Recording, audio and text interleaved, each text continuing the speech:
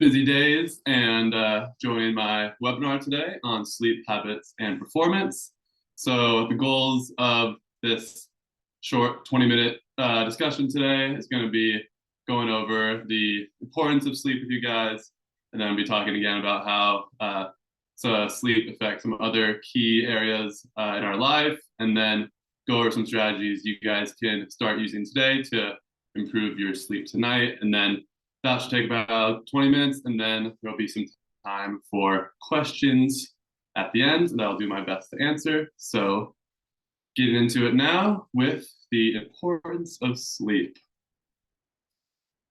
So just a couple of background information statistics for you. So right now across the US, approximately 36% of adults aren't reaching the recommended amount of sleep, which is a pretty high number. So over 1 in 3 adults are going through their days sleep deprived. And once we learn a little bit more about sleep, that is a big problem. And now we're seeing a big decline in sleep over the last 100 years, specifically since COVID. The rates and quantity of sleep has gone down even more. But in the 20s, adults were averaging around 9.3 hours of sleep, and then compare that to today, 6.3 hours. So over the past 100 years, we've taken almost a third, 3 hours off our sleep. And putting it into perspective, if we stay on this trend in 100 years from now, we would be averaging less than 3 hours of sleep. So we got some work to do. We got to reverse these trends because we all know 3 hours of sleep, no one can function off that. So a couple big reasons why we've seen this big decline in sleep are obviously, if you look at these two pictures over to the right, a big change in technology, a lot more modernization now. All these screens we're seeing everywhere in our big cities are not going to be helpful for sleep, especially our laptops and computers we're on all day, on our phones. Those are even more better, or do the opposite to help sleep. Those are going to be really bad for us. In addition, with COVID, that has led to even more sleep problems, are just a rise in a lot of people feeling more stressed, a lot of inflation, economic uncertainty in the country right now. So that could also be affecting sleep. In addition to just spending even more time indoors, the Environmental Protection Agency now is saying that we spend around 93% of our lives indoors. So that is kind of taking us out of our human nature. Our circadian clock is kind of our 24-hour sleep-wake cycle, and humans evolved by spending all of our time outside, and we're used to that natural light, which influences when we get up, when we go to bed, and we're spending so much time indoors that we're kind of taking that out, and we're relying on a lot of artificial light, which is going to be bad for our sleep. So now moving on. I see you got some questions. I'm gonna try to get through this and then answer questions at the end. So why we need sleep? Sleep is all about recovery. Our body does almost all of its recovery when we're sleeping, and not only the body, but the brain as well.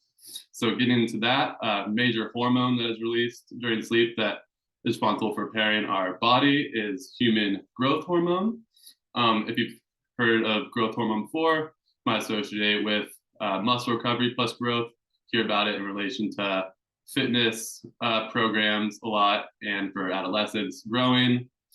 Growth hormone is super important for that, but also in addition to just excuse me, everyday wear and tear we put on our bodies, on our heart, on our lungs.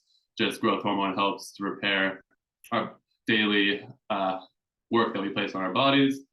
And we're going to have much improved energy in sleep. And now talking more about how sleep recovers our brain. So new information that we learn is consolidated during sleep. So if you think back, example, I think about this is learning math in school. So for example, if you're studying for a test the night before, we might learn problems. We're feeling super confident for the test the next day, but we're feeling some nerves. So we're a little stressed out, don't get as much sleep. We get into the test, and then we can't seem to remember what we had learned the night before. So what sleep does is it helps consolidate what we've learned and it makes it so we can then put what we've learned to use, and that sleep helps with that, in addition to improving memory in both the short and long term. So every night when we sleep, cerebral spinal fluid is flushed into the brain, and it kind of gets rid of all the extra subconscious waste material that we're consuming every day. So all the signs we read driving, all the extra stuff we see on our phones, just all the subconscious stuff we're receiving that is being removed for a good night's sleep. And now talking about how sleep affects other areas of our life. Sorry, I'm not controlling this. That's jazzy. So at Exos, we have our 4 pillars, and movement is a big pillar. So we're talking about how sleep affects movement.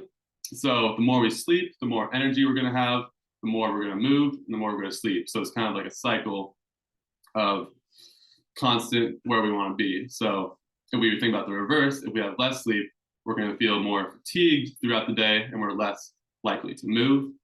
In addition, movement, exercising is going to tire out the body, may help us fall into sleep easier. In addition, exercising in general reduces our cortisol, which is essential hormone in our body we produce, responsible for getting up in the morning, helping us stay alert. It's known as our stress hormone, which is not helpful when we're trying to go to bed. So exercise reduces that. And to reduce cortisol even more, try exercising outdoors. Could see better results with that. So now moving on for sleep and mindset. So mindset is another one of our pillars here at Exos. So when we're sleeping good, when we have a good routine in place, our creativity and problem solving skills are going to increase, and our mood and attitude is also going to be elevated. So I like to think about mindset. If you can imagine have a big day come up the next day, can't sleep or having a problem falling asleep that night before, or you wake up in the night and you just can't fall back asleep waiting for it to get light, waiting for your alarm to go off, you're likely to already have a negative outlook going into that day from your lack of sleep.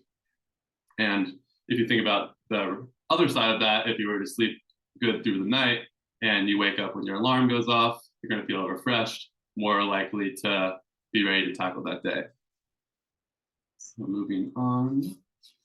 So sleep and nutrition are very interconnected. Depending on how much we sleep can directly influence what and how much we eat.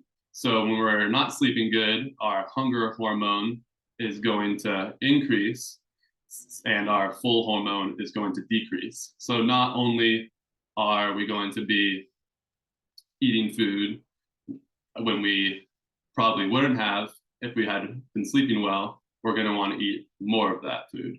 So we're going to need to eat more, or more likely to eat, and more likely to eat more than normal. But there are some certain foods that contain melatonin, which is our sleep hormone, helps us fall and stay asleep throughout the night. There are foods can naturally boost it. They have melatonin in them or have vitamins that combine to make melatonin. Some popular foods, if you're hungry before bed, to try that can potentially help you are goji berries, raspberries, almonds. Cherries are a super popular one. If you look up foods that help with sleep, cherries will probably pop up towards the top of the list. Tomatoes and walnuts. There's others as well you can find, but those are some main ones that we recommend here. Now, moving on. So now getting into some strategies you can start today that can improve your sleep.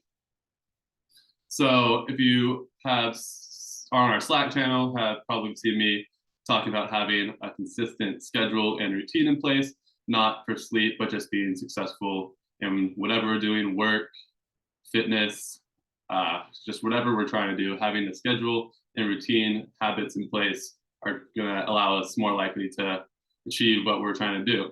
So having that consistent bed and wake up times to reach 7 to 9 hours every night. So back at the beginning of the presentation, 36% of American adults right now are not reaching these 7 to 9 hours. And this is obviously going to be different for every individual. Some people may need 7, some people may need 9. And why we have this range here is that our bodies are doing different things at night. So part of our sleep, 4 hours for recovering for our body, 4 hours like to think about recovering for our brain. So just having some flexibility in there is good.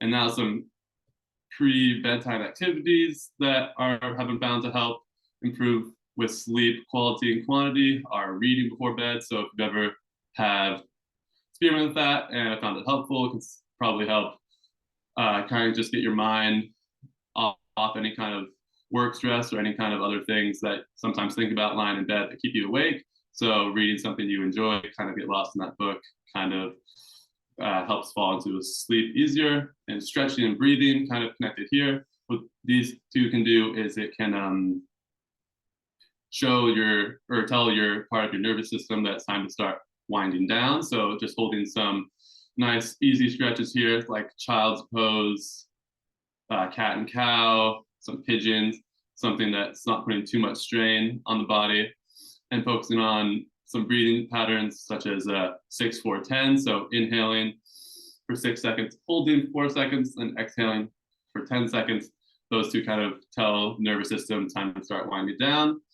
And then a warm bath and shower can help start to cool the body, which is good for sleep, which I'll get more into that on the next slide, and also just preparing for the upcoming day. So I like this picture. I have someone writing down, planning what they have coming up, although it's not night in this one, but just any kind of meetings, tasks, anything you have coming up the next day. If you find it hard to make breakfast or lunch, kind of preparing some of that could help. In just addition for getting maybe clothes out, just preparing whatever things get in your way in the morning to get those out of the way the night before.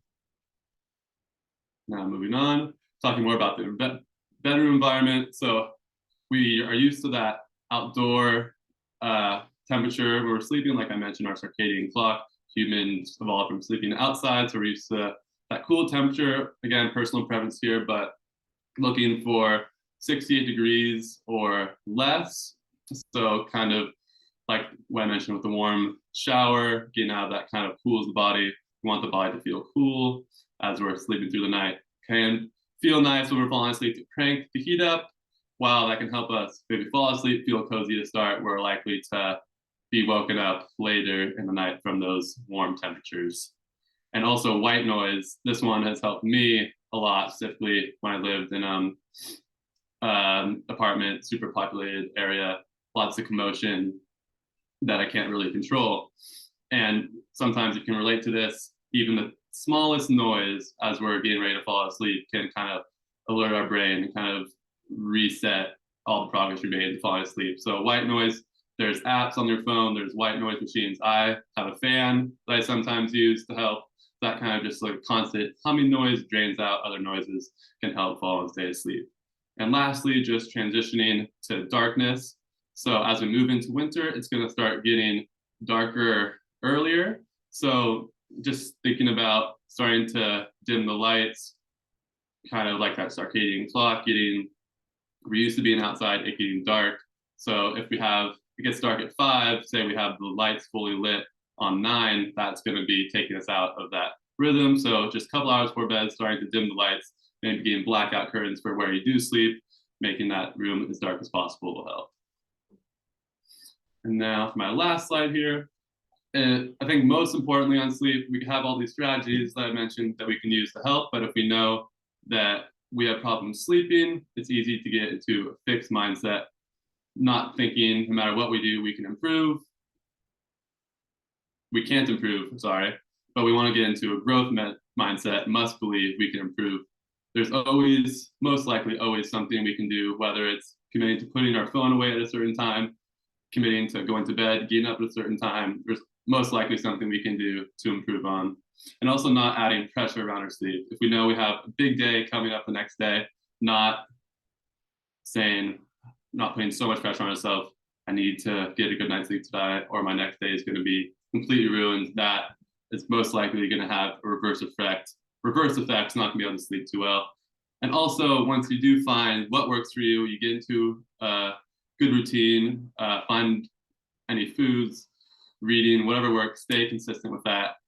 And that is most likely going to lead to your best results.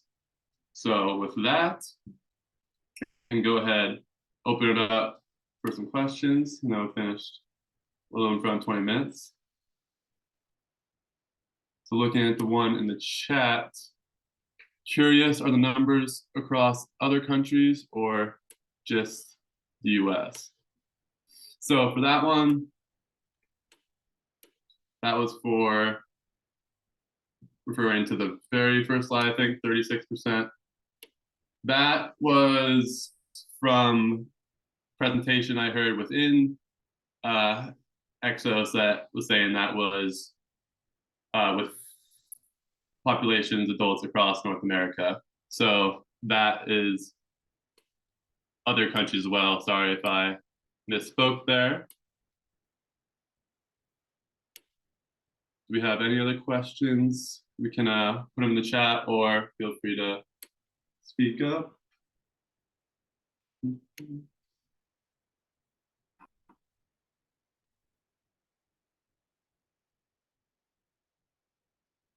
Nope.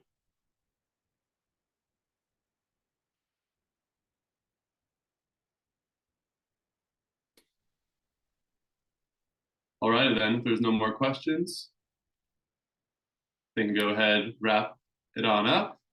I want to thank you guys all so much for coming. Again, I know probably super busy, so hopefully you got some value from this presentation and hopefully can start doing some of those strategies to help improving sleep tonight and hopefully learn something new as well. So with that, we can go ahead and end our meeting today and hope you all have a great rest of your day.